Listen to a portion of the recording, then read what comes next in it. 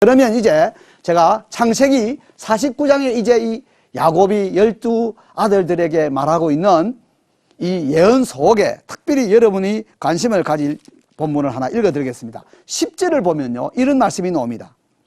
규가 유다를 떠나지 아니하며 통치자의 지팡이가 그 발 사이에 떠나지 아니하기를 실로가 오기까지 이르리니 그에게 모든 백성이 복종하리로다. 사랑하는 우리 시청자 여러분, 이 본문 읽을 때 누가 떠오릅니까?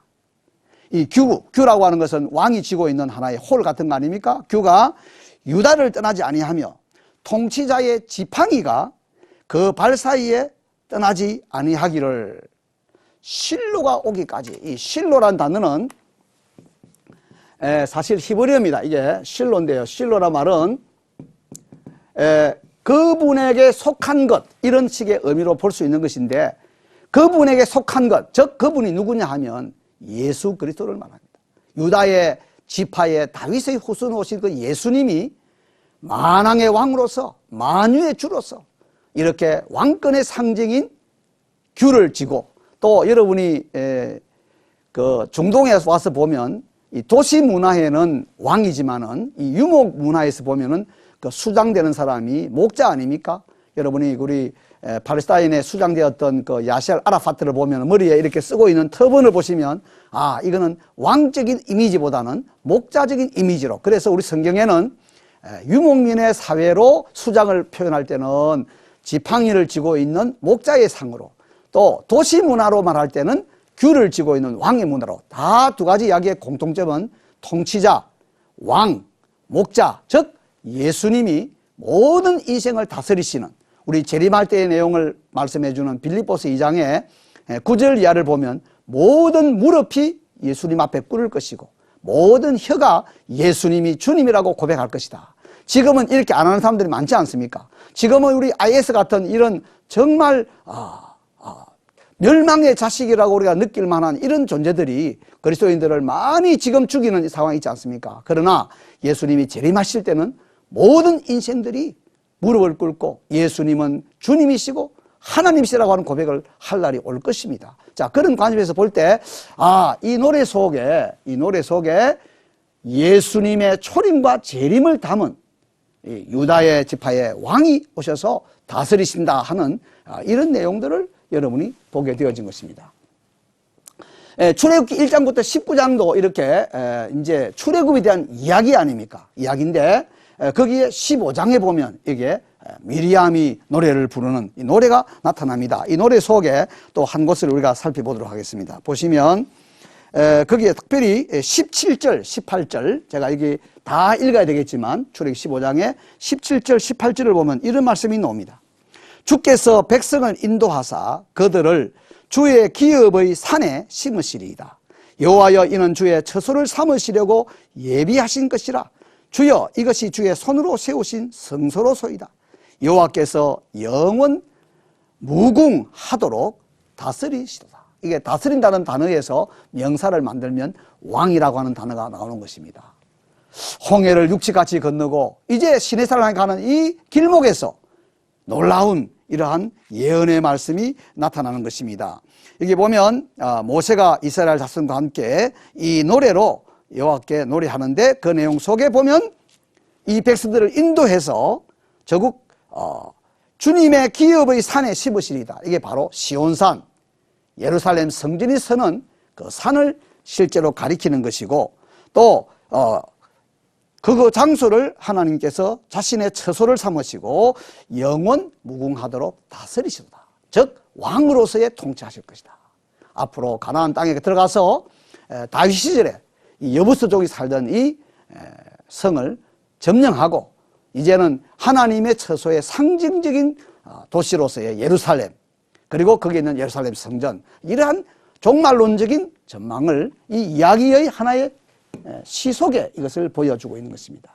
자, 광야 여정에 잘 아시는 대로 거의 요단강을 건너서 이제 가나안 땅을 들어가기 직전에 이 발락이라고 하는 왕이 발람이라고 하는 거짓 선자를 불러서 이스라엘을 저주하라고 이렇게 세 차례나 이렇게 권면을 했는데, 성령님께서 이 발람의 입에 강력하게 역사하니까 거짓 선지자의 입을 통해서도 이스라엘 백성이 얼마나 복받은 민족인가 하는 것을 저주는 고사하고 복을 비는 내용들을 밝힌 것이 여기에 나오는 노래인데, 이 노래 중에서도 보면 거기에 또한 우리가 이러한 종말론적인 내용들을 볼 수가 있습니다.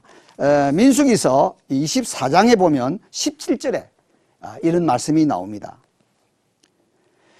내가 그를 보아도 이때의 일이 아니며 내가 그를 바라보아도 가까운 일이 아니로다.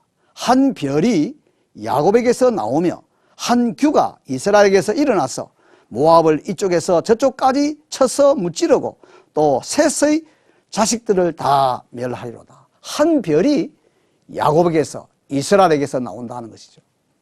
여러분, 마태복음 2장에 있는 기사가 기억나십니까?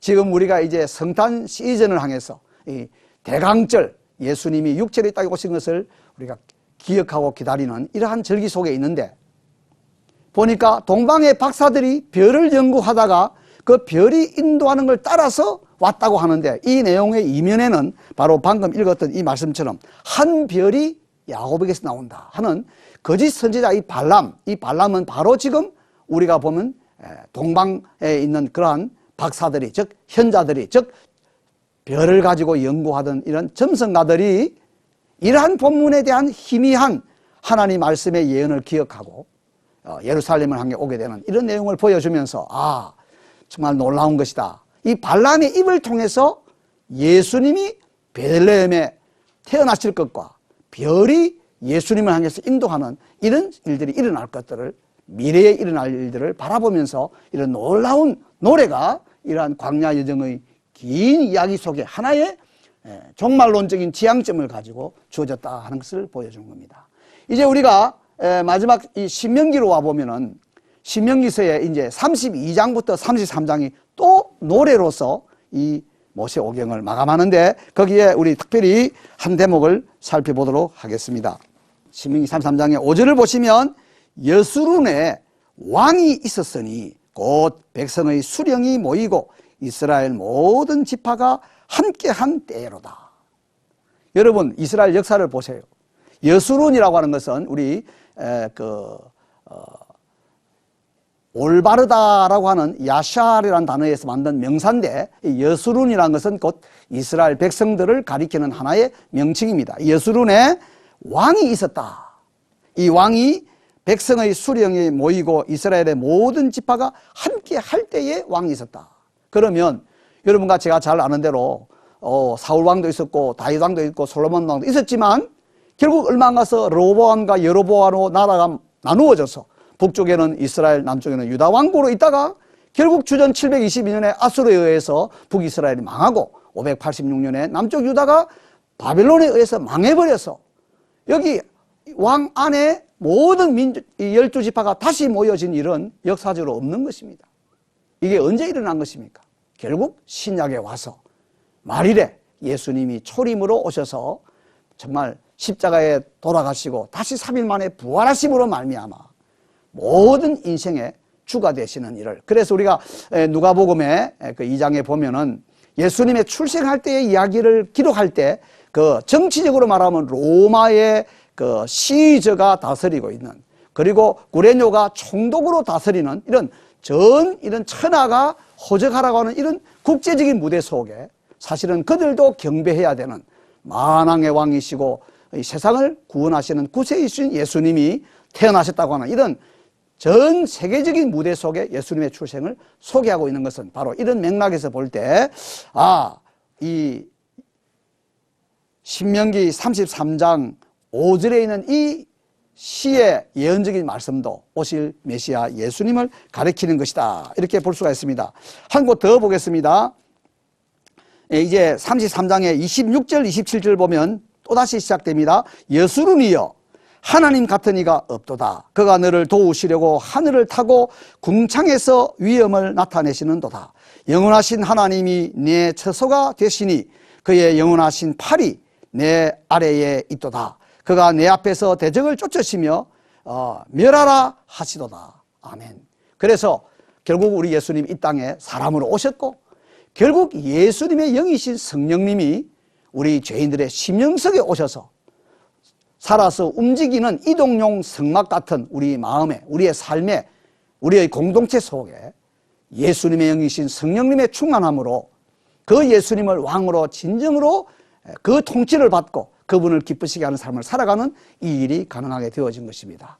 오늘 이렇게 우리 모세오경의 한 권을 읽는 전체의 구조 속에 가장 흥미로운 것은 이 이야기의 중심에 종말론적인 미래지향적인 시가들이 있는데 이 시가들의 한 대목 한 대목을 우리가 잠시 살펴볼 때에 전적으로 이것은 오실 메시아 우리 주 예수 그리스도, 그 그리스도가 진정으로 우리를 다스리시는 왕이 되셔서 전 세계를 죄에서 구원하시고 모든 죄 가운데 탄식하는 피조물들을 회복하셔서 새하늘과 새 땅으로 인간만이 아니라 지음받은 모든 산나 만상이 하나님을 경배하고 찬양하는 이러한 완성이 일어날 것을 이 모세오경의 가장 중요한 시가 안에 심어놓았다는 것을 우리가 보면서 이 모세오경은 과연 한 권이고 한 사람이 쓴 것이고 하나님의 은혜 왕국이 마침내 천국으로 영원토록 영원 무궁토록 하나님이 경배와 찬양을 받으시는 이런 방향으로 기록되었다는 사실을 보게 됩니다.